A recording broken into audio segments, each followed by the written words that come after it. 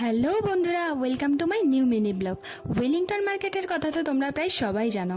আমিও অনেকের মুখে শুনেছিলাম এই মার্কেটে নাকি বাইকের প্রয়োজনীয় জিনিসগুলো বেশ কম দামে পাওয়া যায়, তাই সানডে বেরিয়ে পড়েছিলাম। তবে অনেকে বলেছিল সানডে নাকি এই মার্কেটটা বন্ধ থাকে, তাই একটু ভয়ে ভয়েই গেছিলাম। বাট ওখানে পৌঁছানোর পর দেখলাম বেশ কিছু দোকান সানডেতেও ওপেন থাকে। আর সবার প্রথমে যে দোকানটা চোখে পড়লো সেটা হলো এই দোকানটা। আর কিছু না ভেবে ভেতরে ঢুকে গেলাম, আর গিয়ে দেখলাম ওখানে তো অনেক স্টক, হেলমেটস অ্যান্ড আরও প্রয়োজনীয় জিনিসগুলোর প্রচুর জিনিস আছে। তবে টু বি ভেরি অনেস্ট, দাম কিন্তু খুব সস্তা না।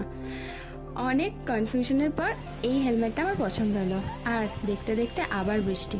বর্ষাকালে বাইকে বেরোনো যে কতটা চাপে সে যারা যায় তারাই জানে।